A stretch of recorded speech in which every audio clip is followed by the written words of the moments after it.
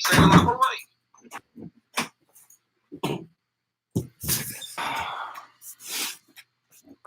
All right, I'm live. Live. Live. Dang, I was about to order food in like 2 seconds. All right, it's all good. You can still order what you want to. What you say? Peace, family. I'm gonna let it breathe a little bit before we start this podcast. I'm here doing a live podcast right now, tapping in. I got my brother on the line, and we're just about to go over a few different topics, current topics, and things that are affecting the current state of the paradigm and the culture. And as we converse on a few of these different topics, we're going to decode and break down what some of these things mean. I thought it was important to start covering some of the current topics just because I want people to have an overview and an understanding of what some of these things mean as they happen. Peace, Brother Corbett. Thank you. I see you on the live. So first topic of the day. And first of all, let me introduce my guest. It's Bashir Muhammad. It's my younger brother. One out of 7 brothers that I do have. He's currently out in Atlanta. He's on the move right now, grabbing us some food, but he's going to share perspective with me. And do you want to say anything before we get started? Yeah, I just want to let everybody know that I am getting some food right now, so I'm gonna have to be mute within the next like 2-3 minutes. But my name is Bashir, so tap in with me after get on this live. All right. So listen. So the first topic that we got. We want to discuss, I know you heard of the Me Too movement and everything that's happening with all of the sexual allegations of men, you think about the Bill Cosby case and men drugging women and, forcing sexual acts upon them and things of that nature. So that brings me to, and that's a horrific act. I think we can both agree. Is that correct? So that brings me to the first subject. If you can turn your volume down a little bit, please do. Yeah, give me like 2-3 minutes. It's all good. Just listen to what the topic is so you can weigh in on the discussion of the topic. I'm gonna mute my phone. Okay. So the first situation that happened, and at any point in time, if you want to jump in, even though your phone is muted, if you want to jump back in, let me know. So the first situation that happened is with the beloved sister Cardi B. And like I said, I don't usually cover, current topics, hot topics, as you will, but things that I know are going to garner a lot of attention over the next few weeks. I think it's important to give people a critical thought and a deeper analysis into what it is. And also, as we villainize others, you get to find where you're also guilty in these circumstances and situations, right? Because whoever you give your attention to, and you prop them up and put them into a position, whether they right or wrong. And this goes down to stripper culture. If you look at Cardi B, she popped off a lot of the stripper culture from, her starting off as a sex worker and utilizing, her skills, her network, and that money to get her, studio time and get her in a network around all of these different rappers. And she's also was a social media personality, where she's very clear about her career, the choices that she made, who she was, and what she had going on at the time, which was actually the thing that propped her up and was a thing that helped her along her journey to where she is now. And so the one thing that's going on right now with Cardi B, of course, is that there was an old live video that came out for 3 years ago to where she was talking about some of the things that she said that she had to do in order to survive, which one of them was that she had to rob and drug men, right? So she said that men that wanted to have sex with her, she would lure them back to a hotel or to some place of residence that I'm guessing were thinking that they're going to pay for sex. And then instead she would end up drugging them and then robbing them.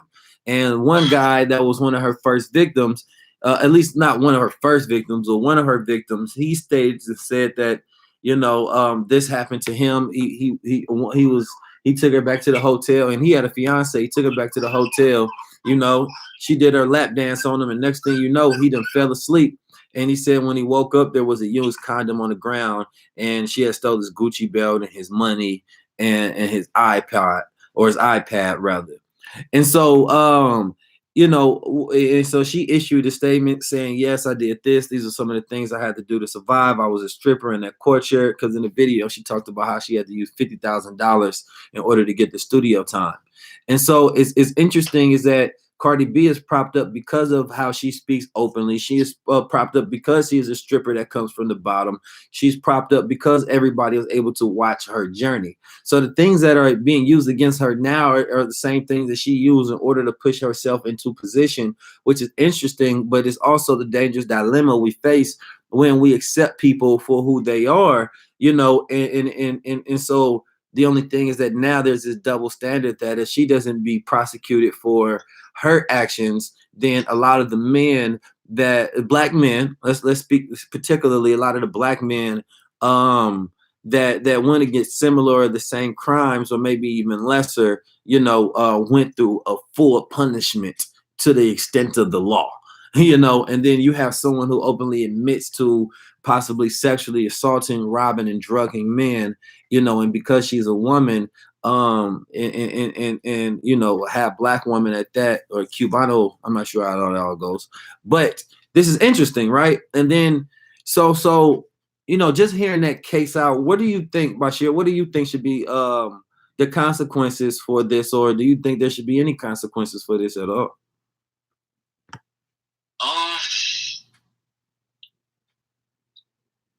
I know. When it comes to this, when it comes to her and this topic, I actually don't believe that it should be any type of consequences when it comes to that, because I'm thinking about it from perspective of like,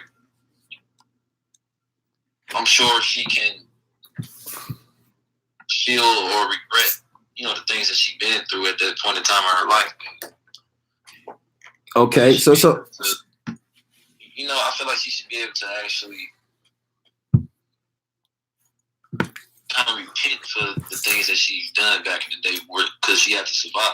You know, okay, so let me ask you, if you think that there's a repentance, now let me ask you if the same thing as that was a man, that let's say there was women that, you know, he lured back to his home, he wanted to sleep with them, they wanted to sleep with him, maybe even let's say in the same circumstances they wanted to pay him, and he ended up drugging them and he ended up robbing them.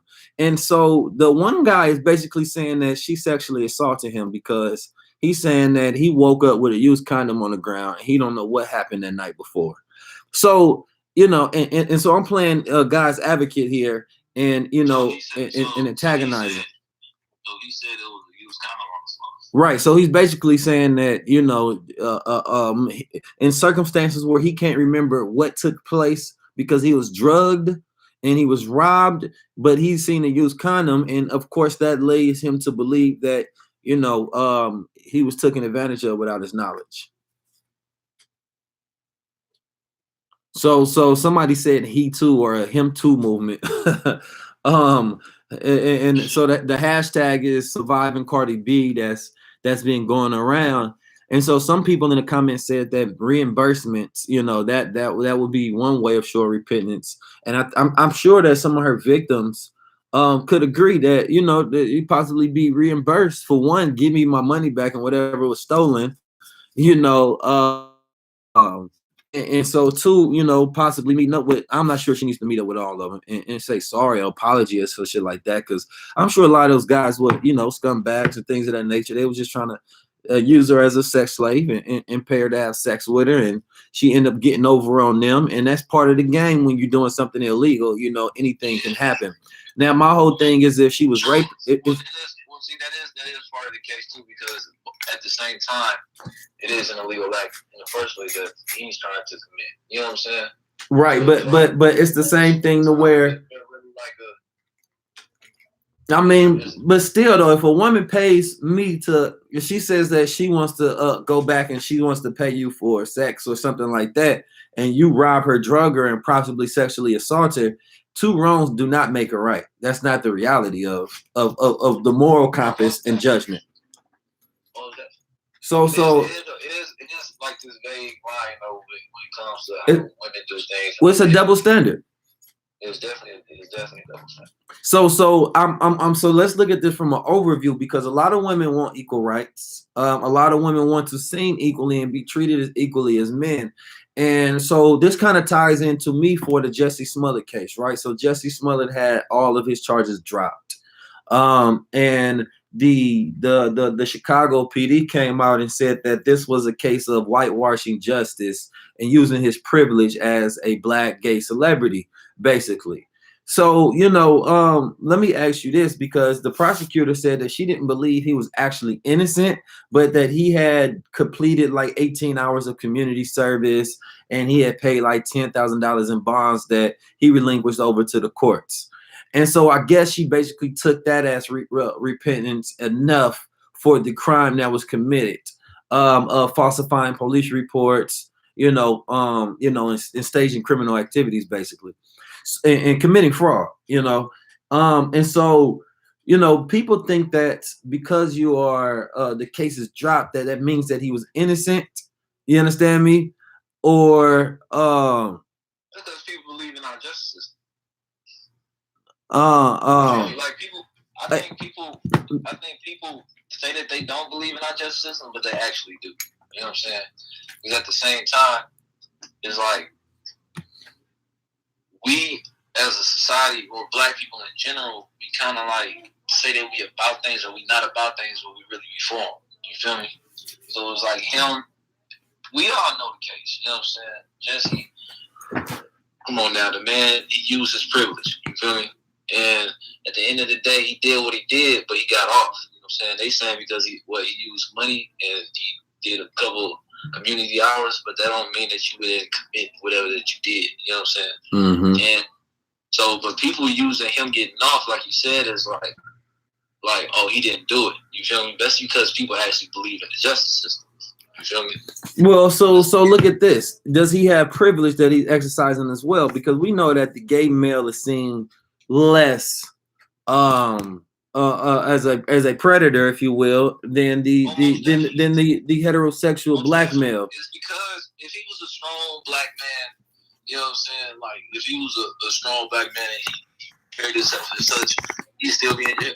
And also, in a case they said that the arrangements was some with the Rainbow Coalition or something like that, as far as where he did his community service with. So you saying that there is a, so do you believe that there's a such thing as a gay privilege? Yes, I do. Now it's definitely been said that gay men have privilege when it comes to the workplace and being seen as non-threatening and getting different positions of power.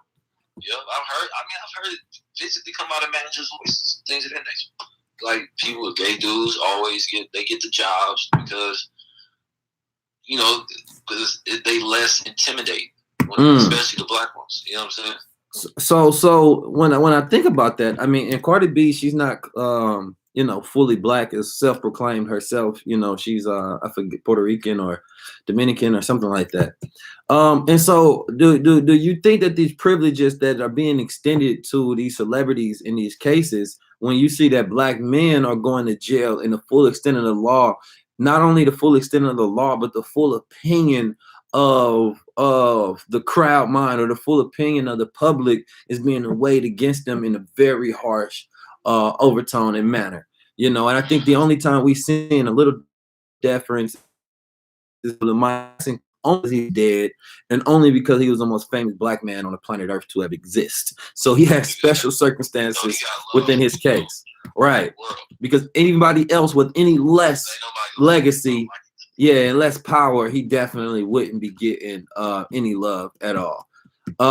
And so I look at this because now we have to ask ourselves, what is the and people always say this, right, in the patriarch, and we talk about these constructs that exist.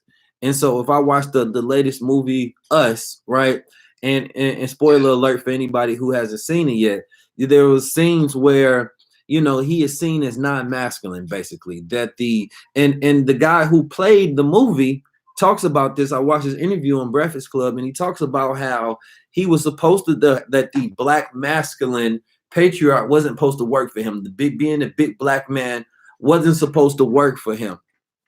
Mm-hmm. And so, yeah, that's what I observed in a movie when we talked about it. Right. And it was supposed to be that way. It was supposed to be that way. That was supposed to be the character that the masculinity or the patriarch, that it's viewed as a lens that sometimes it trumps logic. And so that instead of showing a black man with logic and more depth of intelligence and intellectual prowess, and one that can be well-rounded as a leader, they chose to go on the side of feminism and intersectionality and degrade this thought of the patriarchy. And of course, because it's a movie of black leading roles, the black man was used as a symbol for the patriarch not working or masculinity not working. And so, I think about all of these subjects that they intersect for me, because in Cardi B's case, the black men are the victim, right? And is in what I can assume that these are heterosexual black men because they wanted to have sex with a woman, and not only did they want to have sex with her, they were willing to pay her. And in a Jussie Smollett case, he's a black man that's a victim, but he's not heterosexual, right? So he belongs to this community of this gay community. So even when the crime was done, people would first say that this was like a gay hate crime and then a black hate crime, right? And so in the case of in the Us movie, we see that the black heterosexual symbolism or the black male patriarch or the black masculine thing, the theme of it is it doesn't work. The theme of it is they're no longer taking this thing. And the problem is this, for one, is that it's white patriarchal intellect that has always been at the root of the exception of the problem when it talks about feminism. It was not the black intellectual patriarch, right? Because we never been the one that ruled things. So, and I'm sure that we don't mind when those who have understanding don't mind for the patriarch construct to be broken down, because this is not our system of thinking anyway. We work together side by side with the woman. So it's been said that the black heterosexual male is the white man of the black community. What do you think about that statement? Say it one more time. There's a meme that floats around and it says that the black heterosexual male is the white man of the black community. That's a meme going on? Yes, and people are sharing it. How is that even possible? Well, they're saying is that with this white patriarch, that black heterosexual men benefit from the privilege and blind themselves to the things. Hold on. It says that we benefit from the privilege of being males, and then we're blinded to I guess what LGBT go to and through what women go through inside this patriarch, and we benefit from it because they say that we are men. That's impossible. Now it's rooted in the thought that there are certain things that that's literally the most backwards thing of. So let me ask you this. Do you agree that there's some toxicity when it comes to the portrayal of masculinity in the black community? Oh, all the way. Yes, sir. So when it comes to black men being men, that's been looked down upon for years. Like, for a long time. I'm only 24, and I've been seeing this since I was a teenager. Since I was young, that I've been like noticing how when black men actually be men, like people don't like that when it comes from the white Caucasian side, when it comes from even from our own women, when it comes from sexual straight man, the strong black man as an enemy. You know what I'm saying? And I agree as well. Now let me ask you this, and in the upbringing of the black man, because we know a lot of men now don't know what masculinity is. And so I think that the behavior of masculinity is confined too narrow for what it really is and the power that we really possess. I think the perception of what most black women in general think what a masculine black man is one that is like a rapper. You know what I'm saying? Right, the bravado. Yeah, exactly. They all see they get their mindsets from what the music is telling them. So most of the music and what the music had represented in the black community when it came from the black masculine rappers was, you know what I'm saying, putting the black woman down. You feel me? In most of their videos, but that was all designed from the Jews and they whole propaganda. But I feel like that is where we get this idea that black masculinity, which is really not even black masculinity, but is a false idea of what it is. Our concepts of masculinity are come from what we see as white patriarchal masculinity, right? Yeah. So I believe that what we see as masculinity is actually like it's not masculine at all. Because most of the things that people think is masculine is actually emotional. Right. So like losing control of yourself and just getting into a fight, shows a lack of control over one's power, one's emotions, right? Exactly. So that would actually be a feminine expression because you're being ruled by your emotional mind. So that wouldn't actually be masculinity. Masculine is fighting. Masculine is doing you feel me? That's not what masculinity is. But see now, the picture of masculinity, it has been ruled as a predator almost. Like the masculine is just some brute, alpha-minded individual that just wants to hoorah, ha, ha, ha, and take over like this caveman. Yeah, narcissism. So, right. And it makes him incapable of being a victim, when he is portrayed in this monstrous manner, and especially the black masculine image, has been seen as the super predator. But from what I've noticed, it's literally only the black man that gets this evil rep. You know what I'm saying? Right. Because see, the thing is like you said, bro, within that Jordan Peele movie that we just watched, the black man, his didn't work. You know what I'm saying? But in every single last movie that you see with a white man who goes through the same shit, theirs work every time. You know what I'm saying? Right. Actually, I was watching this program a couple months back where it was showing how when white men make movies, when like they can be going through they could be drug addicts, they can be rapists in a movie, they can be all of these different things in a movie, but at the end of the day, they always win. You know what I'm saying? Like Joker. At the end of the day, like in all of their movies, they could be like going against 10, 20, 30 people trying to kill them. They could be doing all these different things, but they're going to always be portrayed as winners. You know what I'm saying? And like in most of the movies, they show like when it came to when they show white people going against black men and other races and things of that nature, they can never lose. Right. No matter how many times they get knocked down, no matter how many times they always get back up. It portrays this, invincible archetype. Exactly. Exactly. So in our minds, we get stuck in our head like they can't get touched. Right. And that's they masculinity. And now let's bring this back to the Cardi B thing. Now, there's some people saying that defending these men for paying for sex when they have women at home, they deserve what they got. For one, I'm not defending anybody. We're just looking at the facts of the case, and we're going in looking at it, how it can be viewed, how it will be viewed, and how it may be broken down in the court of public opinion. Now, when it comes to it, I don't know the facts of each case, so I cannot give an opinion on it. I can only look at the headlines, the statement of admission, but I don't know the circumstances of guilt. Now, when a person drugs anybody and they rob them, you create a victim in that situation. It doesn't matter, regardless of situation and circumstances. Now, I'm not here to play high moral court to where I'm judging anybody. That's not what I'm doing here. But we are taking a look at it. And we're taking a look at the perception of the black male and black masculinity. And especially it's important when the black masculine man can never be a victim and he is always the predator. This is I'm talking about the heterosexual black male, because there's an attack on masculinity at every single angle.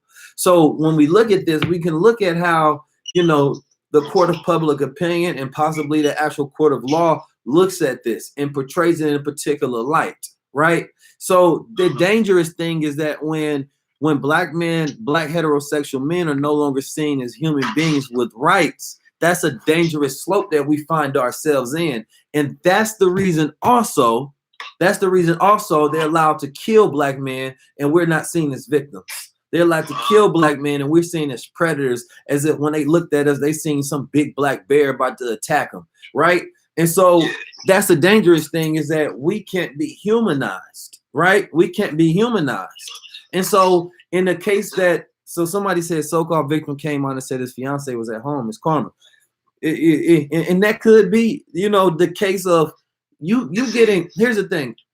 For one, everybody's involved in the game are guilty, right? So the person that seduces the one who has, you know, low willpower and who's exploiting the ego and things of that nature, that person is guilty as well. The person who agrees to the person who agrees to the seduction to go out their way and pay for it, that person is guilty too. And then the person who has a double agenda, who says that no, per our agreement, that's not what we're going with, because you both have entered into an agreement to do something. Per our agreement, that's not what we're going with. I want to turn you into my victim because I have an even more egregious plan to where, or villainous plan to where I'm going to rob you. And if the person was sexually assaulted, then that makes only one side of the victim, because there's no way that you can sexually assault somebody and say that that's karma. Because on the other end, then we start looking at, you know, women that were true victims. No, the person that committed the sexual assault, the reason I say that, because that's something that you can't get back, right? You can get your money back, you can get cleared up from the drugs or whatever, but when a person enters your body or, you know, does something to your body that you don't give them permission to, then that's a whole different case. And we have to be dangerous about how we allow these things to play out in society. And the dangerous thing that I see as a narrative is that the black celebrity, right, which represents a high archetype in our society, is whether they're black women or black men, are being seen as predators, are being seen as, you know, sycophants, are being seen as these sick individuals. You got the case of the B2K thing with a boy who's so-called getting raped by his manager. That's being played out. You got the R. Kelly thing being played out as a predator. You have Michael Jackson post-mortem being played out as a predator, right? You have all of this. They try to do Chris Brown. They, you know, the Bill Cosby situation and a plethora of other ones. And so the dangerous thing is that somehow we've allowed this narrative, right, that becomes the prevailing narrative, and we're allowing this to be entered into our history as a time where the predation of the exposure of the predation and the sycophant within the black community is being pushed out there. When we remember when we was in school, and the whole thing that wasn't on the internet, right? I mean, that was on the internet was the Illuminati thing. Everybody, and then we were exposing all of the sick thing that happened with celebrities, and then, but also all of the white men and the Jewish men. We don't see none of them being their nastiness being drawn out, right? You did have the billionaire who was involved with the Meek Mill case. Now he got caught up, right? And then his dirty laundry was out there, but not only until after he started working with this so-called justice reform, then it was thrown out. So I always saw file that kind of was interesting. It's interesting because years ago, we never even had headlines about black people in general doing anything sick. Like, you know what I'm saying? Like how we see in the headlines is Caucasian. Well, see, my thing is this. It's not the fact. If it's true, then it's news, right? If it's true, then it's news. But when it becomes the prevailing stories that's back to back to back, as if that this is the narrative, then that's when it becomes dangerous. Because what's also not the narrative, the caller is Bashir. I'm gonna put him down. That's when it's the controlling narrative. Not that it exists, because it exists. So these stories, when you're a celebrity, they don't just show you good, but they're gonna show you bad. So you put yourself in that position. The problem is the fact that the way media portrays it, and then also the inequality in media portrayal and the black perspective is not being pushed out there, right? So when the media portrays this to be the issue this week, next week, the next week, the next week, the next week, but also when it comes to the white community, their laundry is not being pushed out there as the prevailing narrative, right? It's not such a big story, right? So that's the dangerous thing. But when we know that there's faults in our people, we know that Cardi B came from the game. She came from that stripper culture. If you're going to praise the stripper culture and the come up, then you also have to take what comes along with that, right? So this hypocritical of the public as well to judge her for her past when she's repeated to say that she was about that. Like she came up from it. And some of these people were day one fans. So it's dangerous. In my head, I feel like what she actually did and what she used to do was actually part of who she was. You know what I'm saying? And I feel like people should have already understood that type of level, or should have already had that type of understanding about her from the get-go. Well, they did. Some of them are day one fans. Like a lot of these people have been following her for years. It was like people only switching up, or people only acting like they switching up in this moment because of headlines. You know what I'm saying? People only switching up because of the justice system is being brought up, right? Which they so believe in. Because I even see, this is why I don't follow Shade Room Things of that Nation now, is because I will see under the comments when black men are in jail or being or on trial for being in jail, people will say, well, he shouldn't have did the crime. Like I will see tons of black women and tons of just in general comments from black people say, well, he shouldn't have did the crime. He shouldn't have did the crime. Right. But these would be the same people under the comments under of a black person getting wrongfully shot by the police. Right. You feel me? And so the like, go ahead. I don't mean to cut your wisdom, guy. So it's like at the same time, we got all these people like as in the movie Us, all these people living these duality mindsets. You know what I'm saying? That they tethered on. I don't know if I should be for black people or if I should not. You know what I'm saying? Because they go with anything that's thrown right in front of them. Right. You feel me? Right. And it's like. And so look. My whole thing is it's not about crucifying her. I don't want nobody to go to jail. I'm not a jail advocate. I don't think that does. I don't think that does right for society a lot of times. You know, if it's about redeeming a person and making them a better person, I'm not one that you got a private prison industry that's going to turn them into slaves, right? Yeah, so I would rather her to do some work that, you know, redeems her and she can use some of her money, her status, you know, for good, rather than saying throw somebody in jail. We think that's a very toxic behavior that we have as a society, to where we just throw them to the guillotine, kill them, cut them off. People can change. People like empathizing with people in their circumstance and how they grew up and who they are, you know, is a very real thing, right? And so I think that we get dangerous when we're on one side of the token without having the ability to empathize with both things, right? So now she is a mother. Now she is a celebrity. At the time, you had a culture that's created a lot of these women. A lot of these women that are sex workers are also they're victims of that mentality. They're victims of not growing up in the right circumstances and becoming what their circumstances help dictate them to become. So there's a danger in that we have to, for one, like Martin Luther King, he talked about all the time. He talked about showing love to thy enemy. And one thing that we don't know how to do is show love to each other. We know how to show love when it comes to white people shooting us. We know how to show love when it comes to us forgiving slavery. We know how to show love when it comes to all of those people outside our community. But when it comes to us seeing each other as human beings, empathizing with each other's circumstances and creating real ways to where people can redeem themselves and get back into the better society, I think is a real thing that we have to look at, because we didn't create the idea of these, you know, these lobotomizing, psycholizing, homosexualizing prisons. That's not the best thing for a person to have to go through, to make a mistake and then go through situations in that manner, right?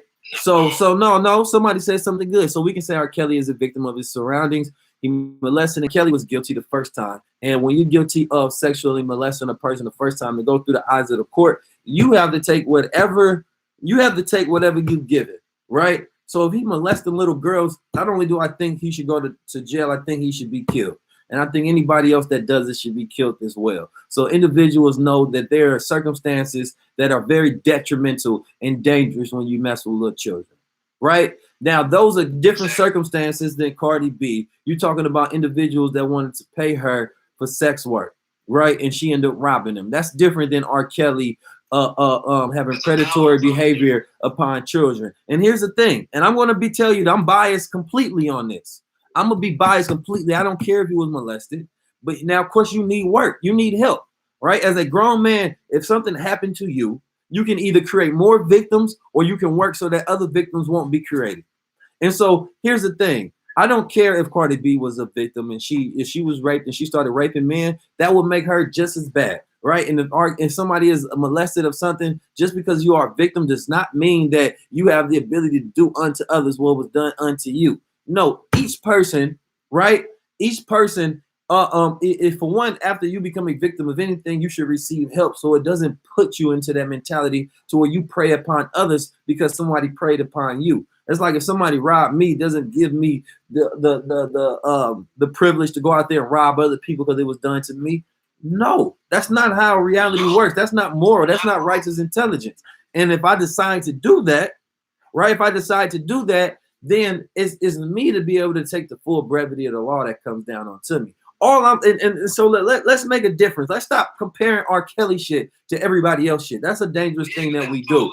Case by case is different. There's different levels of evil. There's different levels of things. You know what I mean? I ain't read no book. I'm not reading no R. Kelly books. He was guilty the first time he did it to that little girl and he pissed on her. So, you know, I wasn't a fan of R. Kelly from after that. So any of the circumstances that came from that, you understand me? That's not me. He was already guilty in my book, and he's been guilty for a long time. He's a victim and he's guilty, right? So same thing with, and like I said, I don't know the facts in the Cardi case. So I can't tell you if she said she admitted to points of her own guilt, but I don't know the facts and I don't know the extent of the guilt, right? Because like I say, when you in the game, the things that those little girls wasn't in the game, right? So you got somebody that want to pay for sex and that gets robbed versus as somebody that's innocent that's being manipulated by someone that's a predator. Those are two different facts. Same thing if Michael Jackson is guilty, it doesn't matter what happened to him as a child. Those enablers around him, and if he was to do any of those different things, then that will make him just as a predator and his legacy deserves to be destroyed and shattered. You understand me? If that was the case. So I don't have the facts in front of me, the actual facts, things that really exist that can tell me that this is the case or not. What I'm going after is the narrative, right? The narrative of humanizing individuals, especially in the Black community, when it comes to these situations, and also allowing the overall prevailing media to destroy individuals and try us, and also make us look as the sycophant community, you know, as Black people, especially when you look at they're going after the highest ups. Cardi B right now is the hottest female rapper in the game, right? They went after R. Kelly, Cardi B, So I'm not saying that these people are just victims, not just victims of this, but I'm saying that we oftentimes allow the media to distract us with these things and have a much more nefarious agenda behind it. And also there's a central thing of the Black male and how we're being portrayed. And I would just want to implore people to, for one, always act with empathy, to be a critical thinker. Right? Be a critical thinker. It's easy to get people in their emotions. It's easy to get people riled up about a situation. This happened to that person, Jussie's mother, all these different things. My whole thing is each and every case, in every situation, be a critical thinker. Now, I'm sure she's going to lose endorsements. Somebody says she shouldn't go to jail, but the scammer, robber, and drugger deserves to be the face of Pepsi. Well, Pepsi started off selling drugs and scamming people. So I don't know about that. The Grammys is just a white community of people who say you deserve some award or not. So yeah, she can keep those. Those all represent white supremacy anyway. If they decided to hire an ex-stripper, right, that talks about having gang ties, then yeah, she should keep those goddamn companies of the conscious community and brands us for righteousness. Those companies are about capitalism and taking advantage of people. Isn't that the correct sponsorship? That looks like they give proper representation of anything. Exactly. Right. So look, you know, the Black people in America, you know, and across the diaspora, is dangerous. Black people in America go against other Black people in America. Yeah, I don't ever want anything bad to happen to Black people, man. I have no understanding of why that's the case. Good segue. Jordan Peele, right? He said that he's only going to cast Black actors in Black acting leads in his roles for his movies. He said it's not that I'm against white leads, but I seen that movie already. And there were some people in the comments saying that, We supposed to have equality. Don't treat people as they treated us. Love wins. Blah blah blah. What are your thoughts on that? What you said? One more time. Jordan Peele said that he's only going to have black leads, only cast black leads in his movies. And so his response was that it's not that I'm against white actors. He says that I just seen that movie already. That's a man with vision. That's what I'm talking about. That's what I'm talking about. That's what I'm talking about. I knew you would see it the same way I see it. That man got vision. That's right. You know what? I was talking about this the other day with somebody. I said, the reason why there need to be more black movies in general is because we've been seeing white people forever. You know what I'm saying? It's like, even imagine it's right. If a white person would have made the same movie us, it wouldn't have the same effect. No, because it wouldn't have been viewed from the lens of the black perspective. Exactly. It's seeing black people on screen for the first time in real horror films as our originals. The reason why it hit like that, because it's making you think because you've never seen it before. You know what I'm saying? So it's like when we start playing more and more of these different roles, when we start getting superhero roles, that's why people love it, because it hasn't been seen. It's like, I understand his point of view, and then black people make money. Right. You feel me?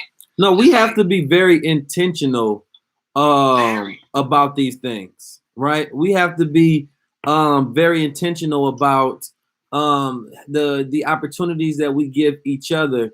And here's the thing, this is the thing that we got to learn how to do, right? So I've seen also people that's so-called so self-righteous that they were down in the man because he got a white wife, right? So, and I understand the argument that he's not going to create a black legacy, right? Because he's handing this down to white children. So I get that, right? But we've been watching Steven Spielberg films for how long? We've been watching Lucas films for how long? None of these people are white with white children. I think Steven Spielberg had a black wife, but Star Wars, like none of these with some type of black, right. We've been accepting the white patriarch rule for so long, but let one of us have a flaw in character, right? The difference is, bro, that they don't just come out and say it. You feel me? Right. But and the reason we gotta say it is because of our reality. It's not because if it wasn't the reality that there wasn't a lot of black leads, then we would just say that, right? But here's the thing: how many movies we watched with white leads? Every goddamn Marvel movie, you know what I mean, except Black Panther was with a white lead, and Black Panther still had a white savior in it. So we've been watching all of these movies our entire life. I'm talking about thousands of hours and thousands of hours with white leads. The moment somebody say, I want to cast black leading actors, right? What's it going to do? It's going to increase the amount of leading actors in black roles and great movies that black people are in. And if you're not intentional, then guess what? It's going to decrease the amount of black leading actors that black people are in. Right? So if he start making movies with white leading roles, which is 99% of Hollywood is already doing, then guess what? You're only doing a disservice to your own people. So the fact that I don't care if he got a white wife, the fact that he's intentional in creating black opportunities, that's the thing that we're here for, and that's the thing that we applaud. Yeah. Hey. Yeah, man, that's what we applauded here, man. So sometimes, you gotta learn how to always find something. And look, yeah, that man standing up. You know what I mean? And also look at Sidney Poitier, great activist, but he got a white wife. Hold on, let me make sure. Let me look this up. Let me make sure. I don't want to say this. I think they got white wife. I think he does though. Sidney Poitier. Sidney Poitier. Right? White wife. Yeah, he got white wife. Getting a white wife is how they keep their legacy. Like that's how white people allow their legacy to live. Yeah. They gotta sacrifice something. You know what I mean? But there's an interesting what I found though is that do you think that men who marry white women have interesting perspectives on reality? that we may not see it because they may be able to see it. They seeing it from the inside and the outside at the same time. And I think that might be part of, I suspect that might be part of Jordan Peele's genius in the fact that he struggles being in that cross section, right? He struggles being in that cross section of being a black man, understanding the black perspective, but also marrying white, understanding the white perspective, but also understanding the biracial perspective. So it gives him like a view and a lens in different dimensions. Right. He's going to big families, the white folks family right. dinner, going to, you know what I'm saying, all these different places that normally black people don't ever get invited to. So right. he's able to be around weird white people and all, you know what I'm right. Because I'm sure Get Out had a lot to do with his actual real life. Exactly. You know what I'm saying? So he probably seen millions of times where he felt hella uncomfortable around white people. You know because you got to think that scene in the backyard, I wouldn't have thought of that scene. I'm not in I'm not in a I don't put myself in positions to where I'm just surrounded by a bunch of white people and their white family and things of that nature. So that's the interesting thing. So I think that even that perspective, like the eeriness of how that felt and like the danger that a lot of black men or black women who may marry into these situations, like they find themselves in like horror movie type, you know what I mean, situations. Yeah, like, your parents were weird. Right. Right. So I know that happens because we done been around some white people to where, you know what I mean, they definitely weird as hell, especially like the rich ones in those areas look like they doing some Illuminati ritual burnings when you go to sleep or some shit. So, you know, that's definitely a real perspective that I think the average person doesn't get to see in that reality. So I think that that's interesting. Now let's talk about this movie that there's a movie that's coming out with man, what's that woman name? She plays Cookie on she plays Cookie on Empire. Let me see. You know what I'm talking about, man. Taraji P. Henson. She has a new movie that's coming out. Yeah, I've seen it, bro. It's another case of, you know, the same program that, you know, white people have been trying to push. Yeah. Men push for the longest is that white men and black women get along. Right. Black women and white women are, and white men are this super compatible machine. You know what I'm saying? Because the black woman is a strong, powerful, white man is some strong, powerful being. So, you know what I'm saying? So the movie is called The Best of Enemies. What'd you say? The movie is called The Best of Enemies. So The Best of Enemies, the movie called The Best of Enemies, and I'm gonna give you all you know, understanding what the movie is about. It's supposed to be about a black woman who was basically like a civil rights activist, and a white man who is the lead of white man who is the lead of I don't know if it's civil rights, but a white man who is it's civil rights. The white man who is the lead of the Ku Klux Klan, and somehow they become and so it's supposed to be a so-called true story, right? But the premise of it is somehow they become best friends and they become allies, unlikely allies. Now, my thing about this story is this. There, you know, and when we think about the black storytelling and the black experience and all of the stories that can be put out, and you look at the prevailing narrative, you know, and what's being pushed, because every marketing campaign, if you go look at it, you can go through all of the stores, the Targets, the Walmarts, the, you know, anything you go look at, you're going to see the narrative is black man or white man and black woman, or black woman, white man. Same thing. You understand that? Or you understand me? And so that's what's being pushed. That's what's being marketed hella tough. And that somehow, even though feminism started because of the white patriarch, that's what it started for. Somehow black women are being told that the best thing for them now is for them to get them a white man, because the white man has messed up the black man so much. So right. So now the reality of it is now you're seeing movies, and I seen probably like 3 movies that I seen part of the narrative was the over sexual attraction that this successful black woman had to a white man who was not even of her same stature, somebody lesser that she found attractive. And there was another movie with Taraji P. Henson about her being a psychic, and it was this weird white guy in her apartment complex, and she just walking. She's a very successful black woman, and she walks past this white guy who looks like he has nothing going on in his life, but is fit and muscular, and all of a sudden she ready to throw herself at him in the literal sense. She threw herself at him, right? So and then of course he ends up being like some super fucking weirdo that's into like, you know, some sexual masochist shit. So, you know, it didn't go down. But in all of the movies, in another movie that's with this like little girl that's supposed to be transformed into a young woman, and then she's attracted to the white guy. Like in all of these movies, that's the dynamic, right? Like they selling you this Prince Charming, right? That's what's being sold to you is this Prince Charming.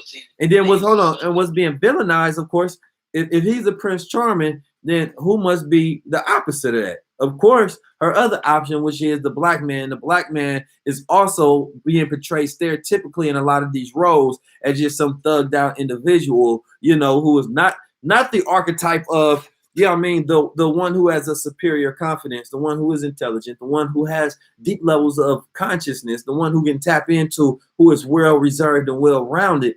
That's not the narrative being pushed out as if that doesn't exist. But of course, you know, myself, yourself, Bashir, we know it exists, right? But imagine if that was being displayed, not only would the young black men want to become like that, they want to become the black man that's responsible with higher consciousness, that's genius, creative, that's well-rounded, that take care of the black woman. Because not if you push the narrative out there, then the images getting put into the subconscious and it acts so that people want to become that. So when you show those relationships, those healthy relationships, right, in the Prince Charming, right, or the Prince charismatic,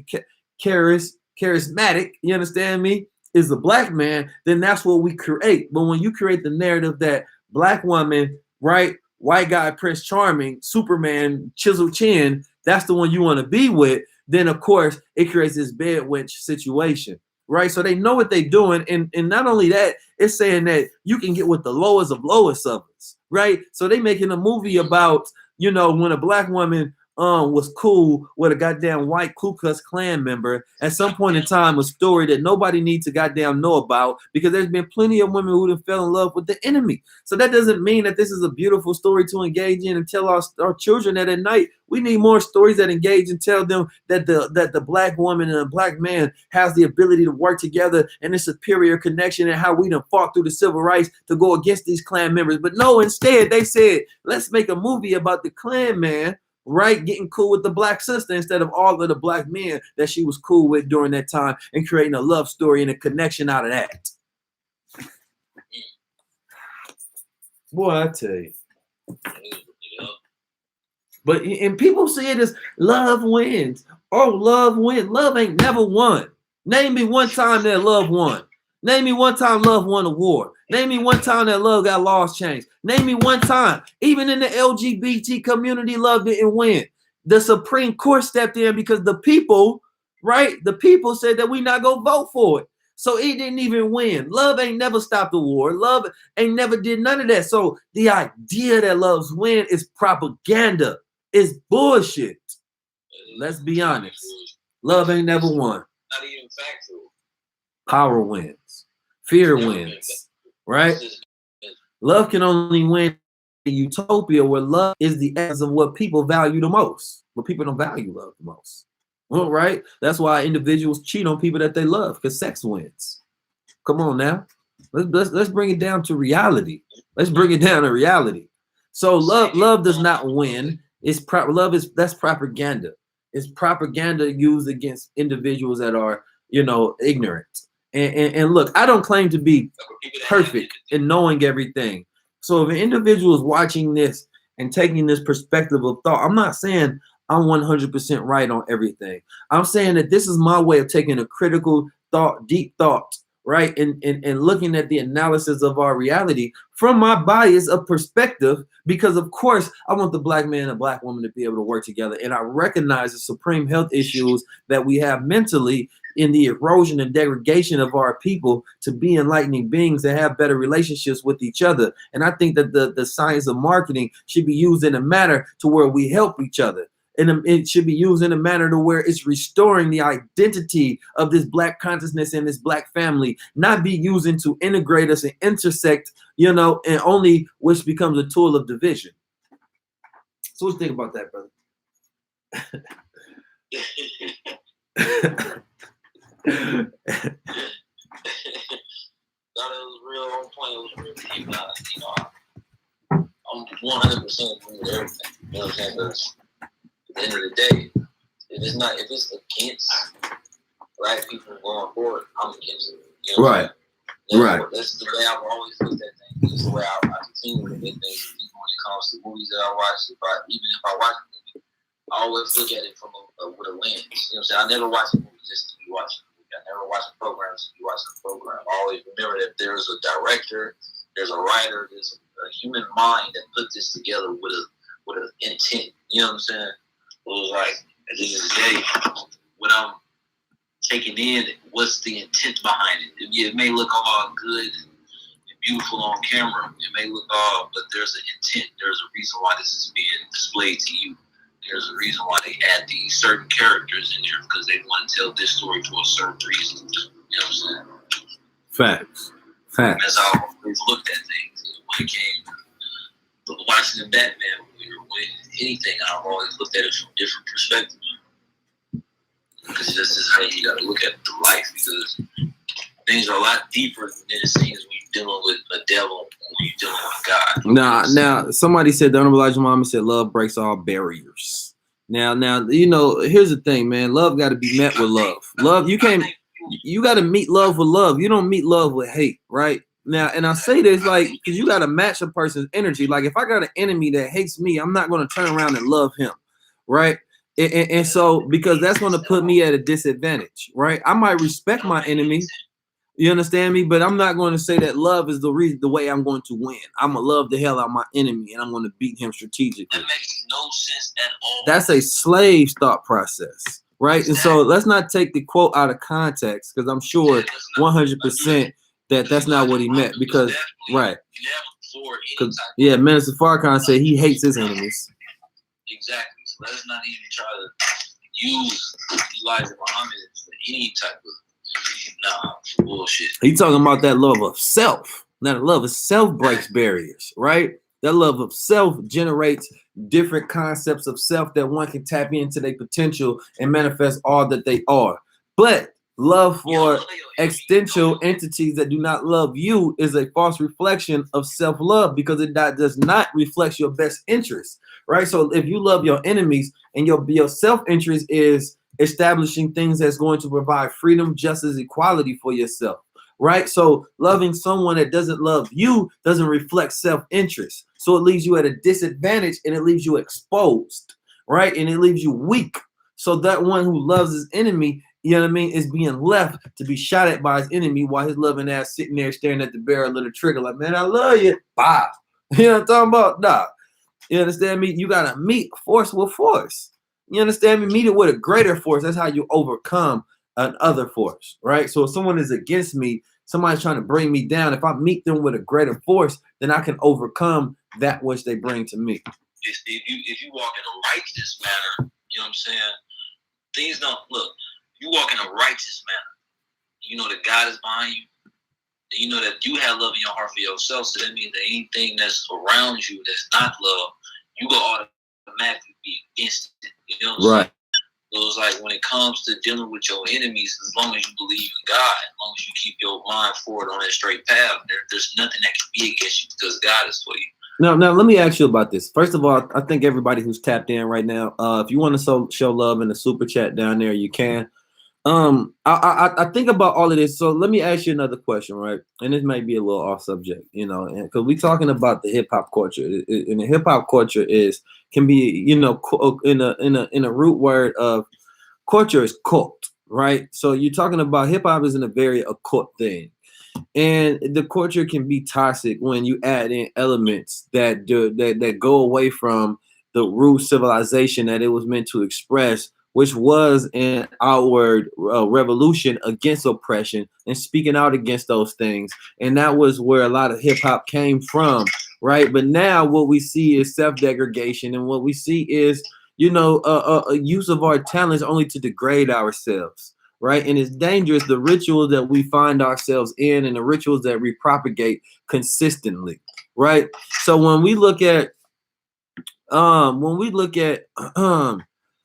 let's say NBA Youngboy, right? So you got a lot of women and a lot of men now that's tatting their face of NBA Youngboy on him, right? And NBA Youngboy is an individual who doesn't have particularly positive music, right? And then he has, a bunch of different circumstances that's unclear about, where his headspace is. Why do you think it is that there's becoming a new fad and a new ritual to get rappers, faces tatted on you? And this has been done by men and women, because you got somebody like Kevin Gates did it, and now you got a few different women who's doing it. And so what do you think that weird witch ritual is coming from? Things like that, because I can't fathom ever doing it. I really don't have any idea where that comes from. But I think that the infatuation that most people have of these different rappers that speak or come out across as being like these evil type of men and women, when they come out and rap like this, the way that they rap, I feel like that's part of an innate savage function that most human beings have within them, that don't want to seek anything holy. You know what I'm saying? Like, most people within life go through a lot of different struggles, a lot of different things, and the easiest way out of those things is it's usually most of the time drugs, or through aggression, through being emotional. You know what I'm saying? Like, most of the times when people want to hide their pain or go through their pain, they use other things besides themselves, you feel me, to go through it. And I think that a lot of these rappers nowadays that's coming out, that he's speaking to that part of humanity that exists within a lot of people, is their weakness. You know what I'm saying? A lot of people don't even realize that they got a lot of weakness within them. And the reason why most people connect with that other weakness that these artists are portraying is because they weak within themselves. And now, but they just give it a melody. They add a melody to it. They add a rhyme to it. They add a beat to it. And so it's like, it's putting most of the people within trances, within a trance-like state. And so it's like, now you got these thousands to millions of different people who's already been on this lower frequency for years. You know what I'm saying? This is not even nothing new, because I feel like these same rappers, they would have came out 10 years ago, you still had the same type of movement going on, because people haven't changed much since these past couple of years. It's just who's been actually being pushed has changed. You know what I'm saying? So it's like, because even before the NBA Youngboys, before Cardi B, before the City Girls and all these different, negative artists that's out right now, you had more of like a positive rap kind of coming up. You feel me? But out of nowhere, you got these artists that's coming out now. And it's like I said, most of the people nowadays, they just search on a lower frequency, their minds don't even understand or can't even process on their own how to be in a higher frequency. So tapping into people that think like them is all they know, and that's what they like. It was like, when it comes to NBA Youngboy and Trippie Redd and all these different rappers who actually say that they with the devil, you know what I'm saying? Who say that they with the evil shit, they with all that, because a lot of people are already on that level, you know what I'm saying? So they just tapping into that frequency. Yeah. So is it? So rappers have always talked about you know, that they don't create the narrative. They only talk about what they see and what they go through. So it's saying that they can't be basically that it's not their fault because they're not influencing, they're only talking about their reality, and that individuals can only talk about the reality and stuff that they go through. So in that case, when you have individuals that are addressing the realities of, you know, a lot of this occult behavior that may be toxic within the younger generation, is it okay for them to be able to rap about these things? Is it their fault, or are they supposed to be smarter than that and create a different narrative for people to be able to view? Because if you observe negativity and you only report negativity, then you're perpetuating a cycle of negativity by bringing it into an environment. But if you see something negative and you bring something positive, then you're creating a different frequency that individuals can tap into.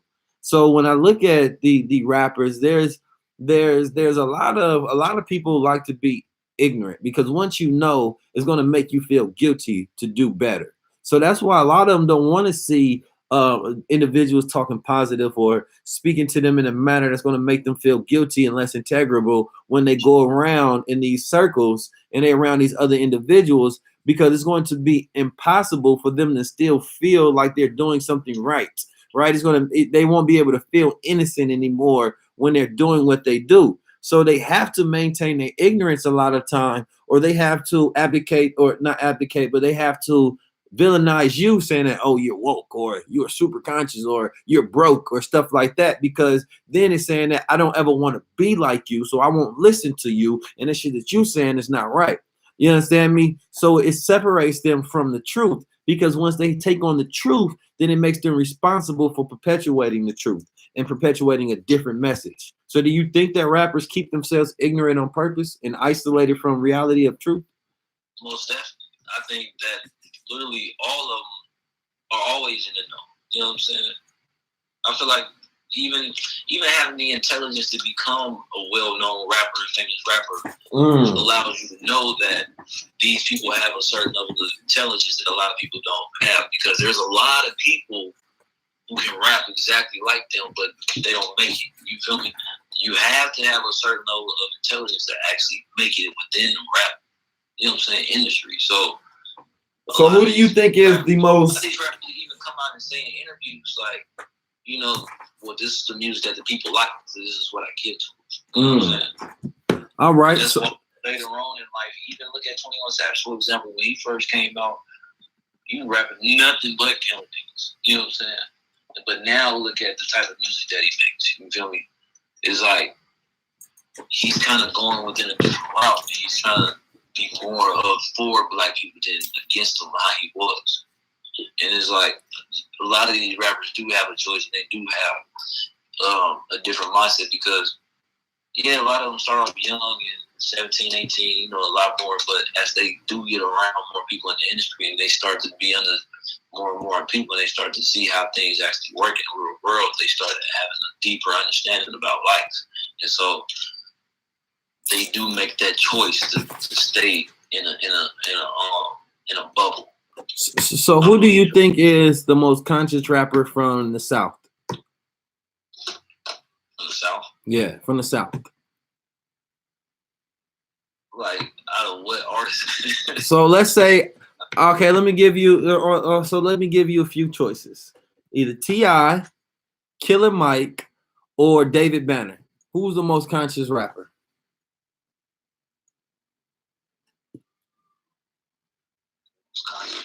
That's a good one now. I got to hit you with a good one now. Come on now. You got to pick the most conscious. Give me why. I mean, they all kind of like, I go about it, I think about it as like, who does the most for the community? Man, just give me your answer and tell me why. Give me, don't try to justify. Just give me your answer. I actually don't really know a lot of people, but T.I. and David Banner. T.I. David Banner then. Okay, come on. I think T.I. like, I say Ti. You said Ti. Why Ti? Because it's the same thing that we were just talking about when it comes to these rappers making the choice to be unintelligent for a reason. You know, I think Ti he's like one of those people who really dumbs down exactly all like the things that they do in order to be relevant. You know what I'm saying? And I think that he's a highly intelligent and very conscious black man. I think he has the grand ability to speak upon the injustices that happen to the indigenous people that rule the world through the trap of America, that are obligated to look at the reciprocal anticipatory advantages that are given to the lower class individuals who are being muted and mutilated and broken down and do not have the same powers of privilege in the provisions that perpetuate poverty. You know, Shawty, you know what I'm talking about? So, you know, so the crowd has said that David Banner at first. Well, of course, that's exactly, you know, but see, that's the crowd mind. Like, when I make decisions, when I think about things from like, it's almost not from what I know that other people think about. I make my own critical decision. I know exactly what David Banner does, the type of music he makes, and all these different things, but they don't make you the most conscious person, you know what I'm saying, on the planet just because you make songs about. Well, in the defense of David Banner is a very conscious individual. I had I'm not. So hold on. Let's look at some both of them. You know, you got Ti and David Banner. Ti, you know, I think there's an equal amount. To be honest, I think they're pretty neck and neck, right? Yeah, if you look at it, they both have ignorant beginnings, right? Maybe Ti even a little less than David Banner, but David Banner's beginnings. Well, I can't even say that because I thought you know, having the ability to talk with David Banner in person, and he came to the event that we had in Atlanta, and we talked about, you know, when he first started, he's saying that if you listen to my music and if you really go down to the root of a lot of his music and listen to the lyrics, he's always been adding in consciousness. But I think there's a particular way that David Banner does his consciousness to where he owns it fully, right? So there's a difference because David Banner, he owns it fully. He's going to be in the rooms, and I think he has a level of humility to where when he's standing next to another individual that is speaking in activism the same way he is, he sees himself as a peer rather than a rapper. And so I think that David Banner, I like what David Banner does. I like how you know, he works with my brother Derek Grace. You know, I might be a little biased because he supported us, and so you got to look at that. I think that they both, and I listen to the knowledge that David Banner kick, right? And you know, he meets with Minister Farrakhan, you know, a few times that I've seen him with things of the nature, and his embrace of the nation and his embrace of the conscious community, and also his ability to be a great businessman and use consciousness as a way to now make his money, I think is important because it keeps his integrity involved in consciousness. When you're getting paid off the activism that you do, or you're getting paid for this, it switches your lifestyle to where you don't have to straddle the fence. You understand me? Now, it's not saying that the individual is perfect, right? It's not saying that everything that I do is perfect. I got to fit some square cubicle idea of what we supposed to look at conscious black men as. Yeah, I mean, he can still do what he do, but I think that he's fully invested into consciousness. That's one thing I can say about him. And I think that he's not just fully invested into it. I look at David Banner as somebody, you give him a big enough bag, right? He's going to continue to produce and make and manifest change. And if it's not him personally, then he's going to make sure that he gets behind somebody else to do it. And Ti, I don't know him personally. I never met him personally, but what I've seen with Ti is consistency, right? I've seen Ti start and not quit. And what you see with a lot of people is they begin their route of consciousness, or they begin in their route of activism. They do it maybe 1 week or 2 weeks. Now, I'm not saying Ti is perfect, right? And so that's another thing when I talk about humanizing individuals and showing empathy. You know what I mean? But he hasn't quit since he started. And so here's the thing is that you might not like where he's at right now. You might not think that he's done enough. You might not even agree with some of the things that he's done. But you never know when a person is on that road, and they stay consistent.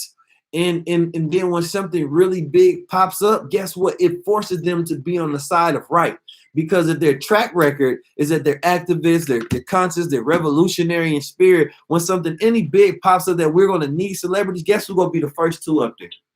Guess who's going to be the first ones? It's going to be the David Banners. It's going to be the T.I.s. You understand me? So that's why you have to look at those who are getting their roots in a revolution or getting their roots in activism and getting their roots in consciousness. And instead of always finding reasons to pick them apart and break them down, you want to keep them close because guess what? The 90% of the celebrities, the 90% are not doing anything, right? So you have to appreciate, so you add more value into them. And then they also see that, damn, I can do this and feed my family, right? Because a lot of y'all not, see, here's the thing. The day that he put his life on the line, you gonna have a lot of the people saying that, oh, he doing this for press, he doing this for that and the third. And if individuals get killed off of it, then you're not gonna take care of their family. You're not gonna be the one that's down for them, right? So we got to have this thing to where when we see individuals that we can even ask if they're is it deceptive intelligence or righteous consciousness. I think T.I. really feels, and I think that him, David Banner, and Killer Mike, you know what I mean? I think they really will. So let's give him a round of applause. Yeah. All right. All right, so let's get to the next one. Now let's go to New York. So in New York, who do you think is the most conscious? Let's say Jay-Z, Nas, or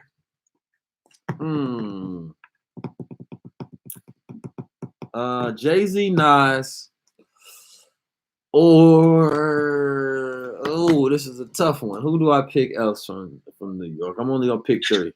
Jay-Z, Nas, or Dame Dash. Come on, let's do it. Jay-Z. Why Jay-Z? Because of what he's doing for the community, what he's actually actively doing to this day for Black people, and not only Black people, with the reform that he's trying to put into play, the way that he actually goes out and help the rappers and the people that's in his peer group, you know what I'm saying, the Black men that's in his peer group. I think he actually does a lot of things and not just think about them, you know what I'm saying? Because it's more than being conscious, just thinking about being conscious, is actually doing the work, putting in the work. So I think that Jay-Z has been making a lot of more efforts to being really in the community, you feel me? So people, we only picking 3, and that's from, you know what I mean, just from the 3 that I picked. I know there's a lot more conscious individuals out there. So that's not that I'm not discrediting all of the people that exist out there. That's great. You know, so between who I say Dame Dash, Jay-Z, and Nas, I would probably have to agree with you. I would have to agree with you because I think, and so Nas gets a rap of being a very conscious guy, right? And I'm sure Nas is conscious, but Nas' actions are kind of like he be straggling the fence, right? So like Nas been conscious, but he does also have he's a spokesperson for Hennessy, right? So you would think about a person that's been in consciousness, that, and the sister said he brought Jay-Z into consciousness. You would think that a person like that wouldn't be a Hennessy spokesman.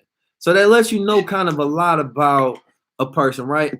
But at the same time, Nas still rocks around with the cross, right? So he still Christianizes himself very deeply.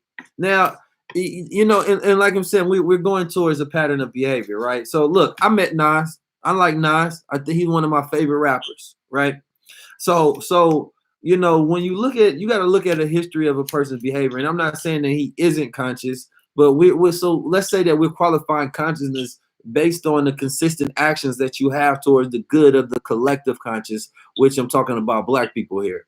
So Nas' albums and his repertoire has always been conscious, right? He's always been known as his brand conscious. That's what his brand is. but we're talking about him as a person, right? So now, yeah, I'm sure I'm plenty of biased.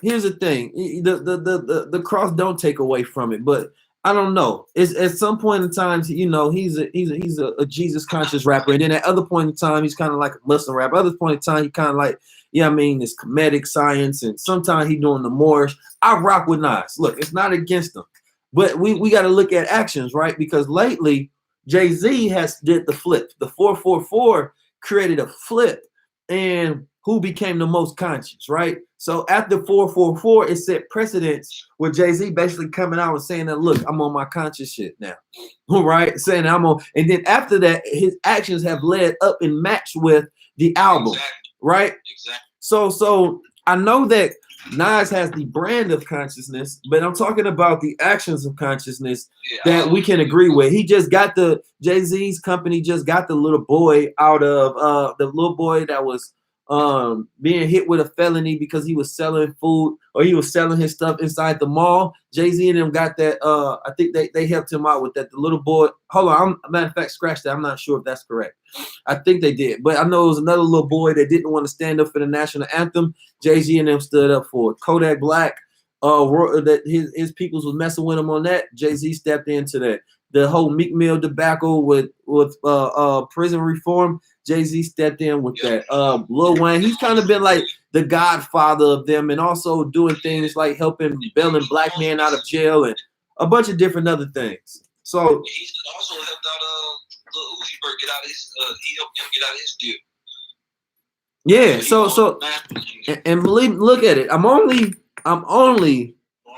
not looking at it like Jay-Z as far as everybody. I'm only looking at these three. So let's bring it in. And then you have Dame Dash, right? So Dame Dash, okay, so I just met with Dame Dash too. And he's an interesting case, right? Because Dame Dash been putting people on about the truth of the industry. He been telling who the culture vultures. He been speaking truth from day one, giving people the sort of game that people just now catching up to. So let's not discount Dame Dash. Dame Dash, I believe, has done more for the culture as far as, you know, conscious contribution of integrity in business and finances and economics and stuff that we need to be at. Dame Dash has contributed more, right, as far as the knowledge that he's gave. Jay-Z has gave the blueprint, right? But Dame Dash has given the knowledge, and there's a different contribution. And Nas has given the brand of consciousness. But now the one thing that Dame did that I didn't like recently is that he apologized to everyone that he's ever offended, basically, whether he was right or not. And I think what that did is it kind of takes back, you know, when you apologize for calling, you know, people culture vultures. If you were right, then don't apologize. If it's truth, don't apologize. So for me, that kind of takes that robs him of a few points, because what you're going to see now is a rise in Dame Dash. You're going to be working with a lot more figures, becoming a lot more successful, but it robs you of some of your integrity when you give up your morals and your ethics to do something to advance your career. You know what I mean? So I didn't like that. So yeah, so Bashir, you picked Jay-Z. That's cool. Yeah, man. That's cool. He definitely lost a lot of points. So now let's go to the Midwest, right? You got Kanye, you got Common, or you got Lupe. Who's the most conscious? Kanye? Yes, sir. Kanye? Why Kanye? Why Kanye over? Okay, I can see Kanye over Common, right? Definitely over Common. But why Lupe though? Lupe conscious. Lupe is conscious. Like, Lupe next level conscious, man. Let's stop playing with Lupe. Lupe was he the sacrificial conscious. He was that conscious that came out and they boycotted and blackballed him because he's so conscious. Yeah, he's too conscious. I can't give Kanye over Lupe. I'm sorry, I just can't do it. Yeah, I mean, I get why you're going with the Kanye. You get why I say Kanye. I get why you're saying that.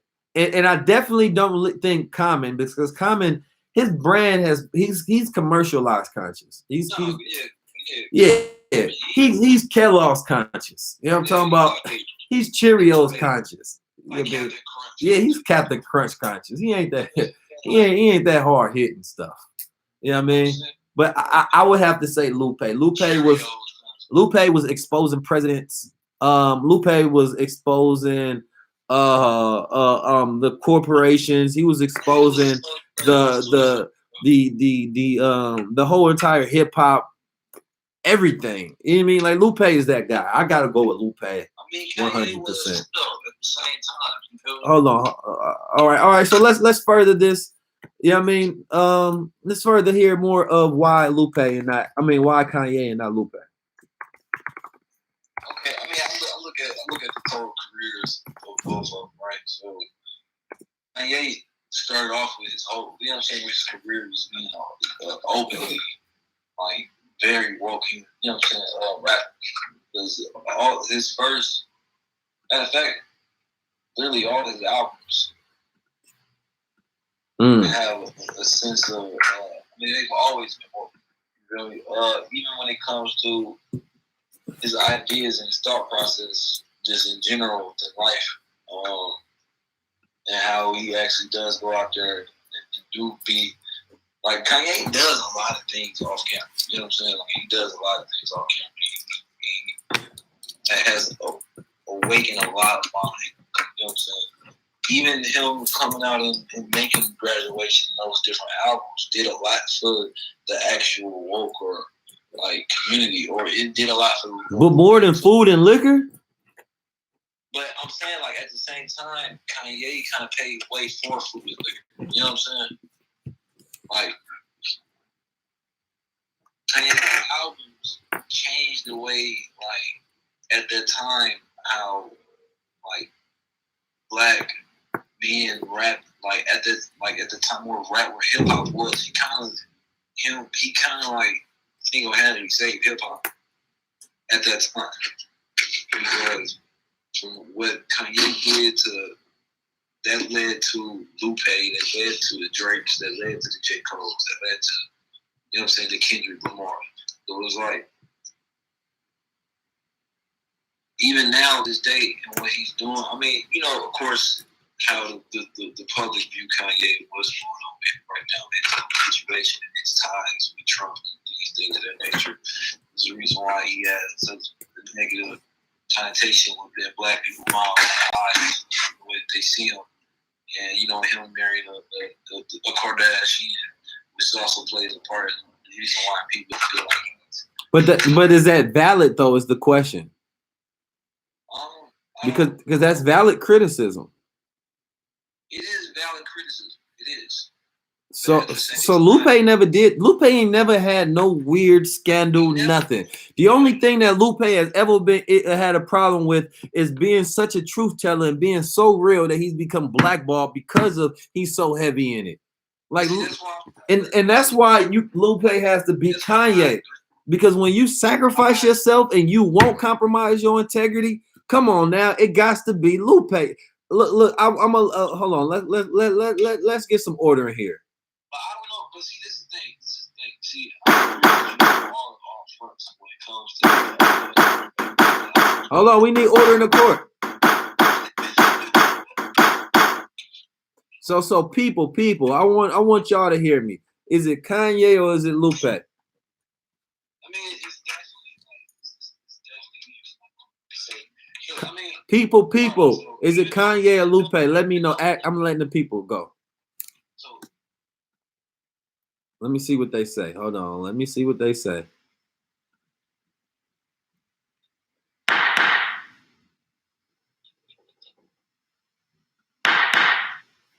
Let's see.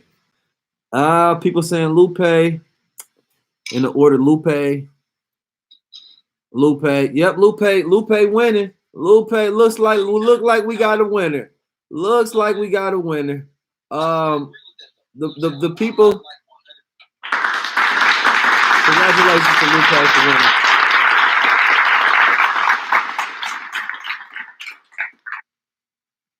All right. So let's move on. Let's move on. We can get into this deeper later on. And so Let's see, what corner didn't we hit? Let's go to California. Let's go to the West Coast. Hey. All right. Who's the most conscious on the West Coast? We have Snoop Dogg. We have this is tough. Snoop Dogg. Man, I feel like West Coast rappers ain't conscious at all. Kendrick Lamar or the Game. What? Oh, wait a minute. Let me see if I can give Kendrick a run for his money. Snoop, Snoop, Kendrick. Who's a conscious West Coast rapper? West Coast rapper. Oh man. Nipsey Hussle. Thank you. Nipsey Hussle.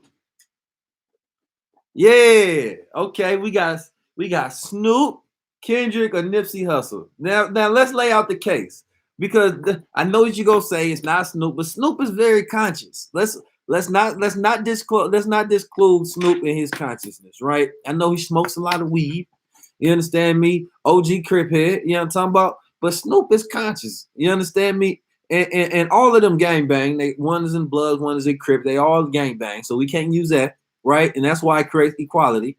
So Snoop has been putting people on. He got his own football. He been rocking with Farrakhan for a while. He been organizing marches and rallies. Snoop been a very conscious individual, doing a lot of stuff and a lot of good and organizing a lot of good in the community.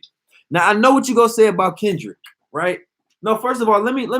I don't want to bias it up. I only wanted to spruce up Snoop because I know that he was going to get a lot of discredit when he should be accredited for a lot of the game that he provides and a lot of consciousness that he gives. So I do believe that Snoop did do like he has done a lot for the actual coming together of the Bloods and the Crip community out there in LA in the first place. You know what I'm saying? Because he brought a lot of those. I know I was tripping. They said, "How you forget Nip?" I'm tripping. My bad, neighborhood Nip, man. Hey, don't take it for a person. You hear that, bro? Yeah, I heard that. So who's number one in consciousness? That's all I want to hear. Who's the number one conscious? Come on now, I gotta hear this.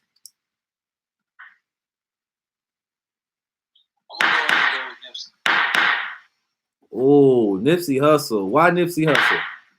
All right, so Nipsey actions are conscious. You know what I'm saying? Like what he does and what he's been portraying for a long time has been all conscious. You know what I'm saying? It's like he's been showing and giving black people like the kind of like blueprint of what they should be doing. And like he came out with, you know what I'm saying? Even though Kendrick was very like, very conscious for, you know what I'm saying, thinking, and Snoop, but I think Nipsey, he put in that work, he put in that groundwork, you know what I'm saying, right now. So Nipsey, by way of actions and way of example, you are deeming him the most conscious. He's teaching black people about money, you know what I'm right? Cryptocurrency and ownership.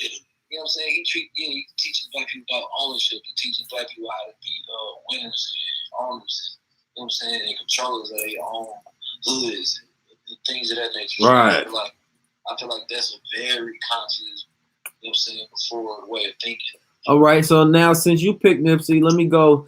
So you got Kendrick Lamar, who by way of his craft has been branded the most conscious, which is why a lot of people would have picked him at first. Because by way of his craft, his music, I think, affects people the most consciously. As far as like Nipsey has more so a soundtrack of it, but Kendrick Lamar has, I think, his composition of his music, I think, gets branded more conscious. And not in a corny way, but in a way that I like. Pimp a Butterfly was so masterful that it can help shift someone's. His music helps shift someone's way of thinking. So I think that's powerful. We're not going Ice Cube right now. Ice Cube OG, we only going 3. You understand me? Like, I'm not saying the most conscious in the West Coast. I'm just only going by those three. So, I can see why he wasn't picked, because he would have to do a lot more. Then I would have to go with Kendrick. I would have to go with Kendrick, and then I would have to go Nipsey, and then I would have to go, and then I would have to go Snoop, right? You know what I mean? Because K. Kung Fu Kenny, we already know. To Pimp a Butterfly, man, that's my favorite. And then Damn and the imagery and all of that good stuff, musically, yes. But when it comes to Neighborhood Nip and all the work he's been doing, the technological advancements, the way he's been putting people up on game, and he's been doing this for a long time. A long time. This ain't just something new. We've been doing that since he was on the block in the hood and had visions, right? So I would definitely have to go. First, let's ask the audience, what do they think? Snoop Dogg, Nipsey Hussle, or Kendrick Lamar? Come on now. Let's see what we got. Hold on. Let's see what they got.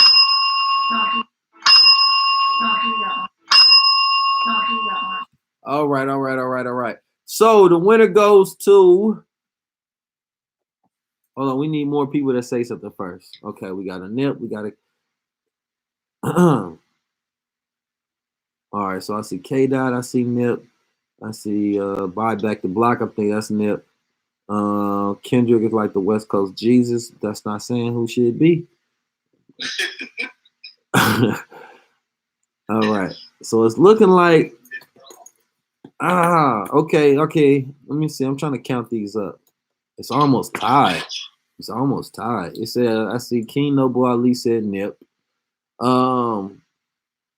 Name family talking about some draw. It can't be a draw, man. Name family said K. You said K. Dot first. So okay, Aaron said Nip. Melena Queen said Kung Fu Kenny. See, she going off the music because she calling him Kung Fu Kenny. She going off the vibes. Right. 2, 3, 4. I can't be biased. I got about 5 Nip, and then I got 6 Nip. I got about 1, 2, 3, 4, 5. I got 5 K. Dot. Can we get so whoever votes next that hasn't voted, they go break the tie. Is it K. Dot or is it Nip? Come on with it.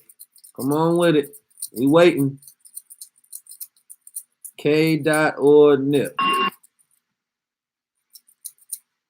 Come on now, y'all watching. Go ahead and vote, man. Vote. All right, let's see what we got. Wow. Sister Yamina, that's not really true. So I'm gonna have to disqualify your vote. She said Kendrick Lamar has the attention of the young people, so I would choose him first. I wouldn't say that. I would say Nipsey definitely has attention, but K. Dot is in the top 3 right now of the biggest rappers. Damn, it's hard to pick. I'm gonna go ahead and draw a tie from this one. I'm gonna draw a tie. Congratulations to both of them. You understand me? They're the kings in consciousness.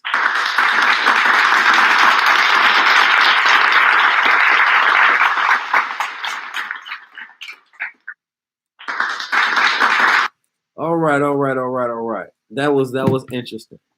Okay, so now let's look at it from this way. So we had Nip on the West Coast. We had Lupe in Chicago. We had in New York, we had Jay-Z, right? So, and then in the South, we had, who did we go with? T.I. Okay, so now who is the most conscious out of all? Nip, T.I., Jay-Z, or Lupe? Am I missing somebody? I feel like I'm missing somebody. You missing Kendrick? Oh, or Kendrick. No, it was, oh yeah, Kendrick. So who is the most conscious of them all? Oh. Kendrick, I'm going to put it down there. Lupe, Jay-Z, Nipsey Hussle, or Um,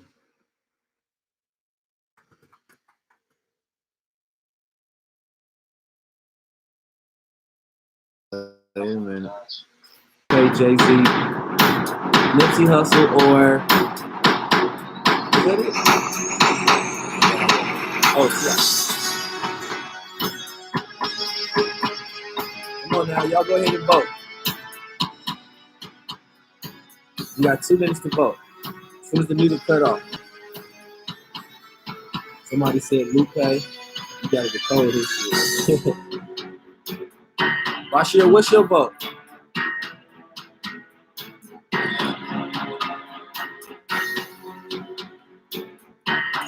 Somebody said Lupe and Kendrick on time. Lupe getting a lot. It looks like Lupe is getting a lot. I see Kendrick getting a lot. Somebody said Nick and Kendrick. Somebody said Jay Electronica is the most conscious rapper. He's not in this cycle right now. Somebody got 1 vote for Tip. Got 1 vote for Jay-Z. We got another Kung Fu Kitty. Kendrick Lamar is looking like a people's favorite.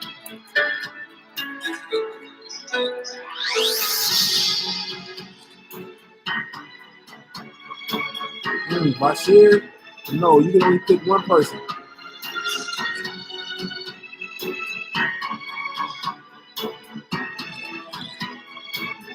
No, you can only pick 1. It looking like Kung Fu Kenny is winning in the comment section. Let me see. We only have 18 seconds left to vote. Once voting is closed down, we're going to pick.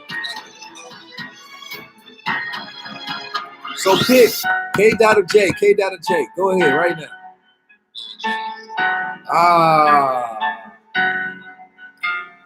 Woo. We got another one for J.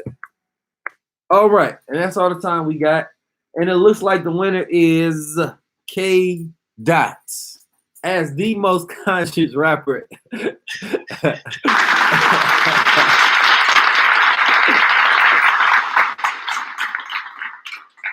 Wow. So that's how y'all feel. That's interesting to know. By K. Dot, I mean Kendrick Lamar, for those who don't know. That's interesting for the people who picked. I know popularity has a lot to do with it. Because if you weigh the influence, I think Nipsey is having a much more positive influence. Well, I can't say that because Kendrick Lamar has a positive influence over the overall game because of the way he does music without degradation, and I think that that's the most beautiful part about it. Nipsey Hussle, I think the game that he possesses and the example that he shows as far as a guy coming from the streets, coming from the hood, and showing them how they can get into other things and also teaching that, I think when it comes to the core and the root, I think Nipsey Hussle is having a major influential impact in creating paradigm shifts, all over through his example. You understand me? And I think that that's very powerful, what he represents. Jay-Z, him as more so the godfather of the game, it's almost unfair to put him in these categories. But Jay-Z, because of his growth as a rapper and his blueprint and some of the things that he's establishing himself now as a activist, his philanthropy, and also 444, his greatest act of consciousness, and also human consciousness. So it's almost unfair to add Lupe in this because Lupe represents a standard of deeper consciousness that'll get you boycotted. He represents that integrable consciousness, that's dangerous. So I think he represents a whole different level of consciousness, like that subconsciousness. You understand me? Lupe represents a much deeper level than the standard. So in my book, when it comes to just lyrical consciousness, I would have to say Lupe Fiasco. When it comes to activism, showcase as a paradigm shifter, I would have to say either Nipsey or Jay. So it would come down for me, Nipsey or Jay, and it would have to be, oh man, that's a tough one.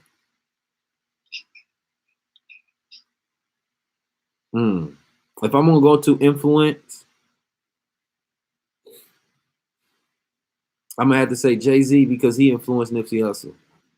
Yeah. So Yeah, I'm gonna go with Jay-Z. Right, but yeah, that was a pretty tough one. That was a tough one. So the people voted Kendrick, and I understand why you all did. If that's the brand, and that's what his music represents, and that's powerful. That's dope. That another individual may do a lot more things than what you do, but your music is branded so consciously well, and that the people will choose you, over anybody. K Dot definitely got it. He got the win. So congratulations to my man K Dot, man, again.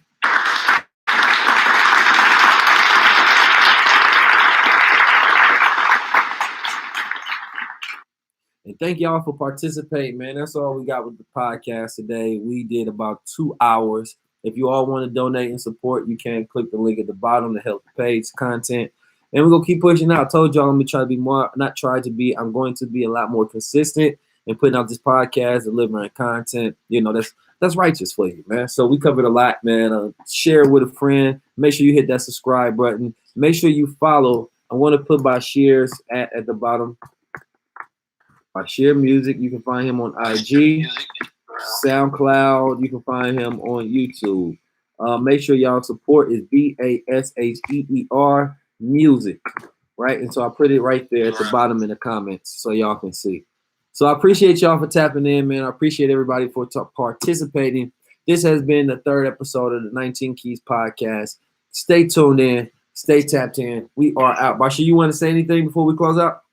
Yeah. I just want to say peace and blessing to everybody that tapped in. If you don't know who I am, if you want to get to know who I am, just come on to my Instagram page, Bashir Music. Be like you said, BASHERMUSIC. It's on Instagram. Also about SoundCloud. Oh, brother, Blue Pill in the building. Boom. Hey, tap in. I don't know if you were just there. We just went over, the most conscious rappers. We just went over the mainstream ones. We didn't get deep into it, but something new that we added. So and then we went over the Cardi B thing, the Jussie Smollett thing. We went over some of the Us movie representation of Black masculinity, humanizing Black men, heterosexual Black men when it comes to them being as victims and empathizing with them as well. A few different things, man. It's so much that's going on in this paradigm. So I kind of wanted to have a show, and I can't wait for you to be my guest on the show. Bashir is a call-in guest right now. And so, we just kind of decode the paradigm and go through different things, that's happening now. Since the people are going to be distracted by these things, I'm going to give you a navigation, some critical thinking. And that's what more so we apply here is critical thinking, not to get wrapped up in the emotional aspect of it, but more so in the critical thinking aspect of it. What's the narrative? What's the agenda? How is this a positive? How is this a negative? Where's the synchronicity? Where are all these things connected at? Right. And thinking about how is this going to affect the future.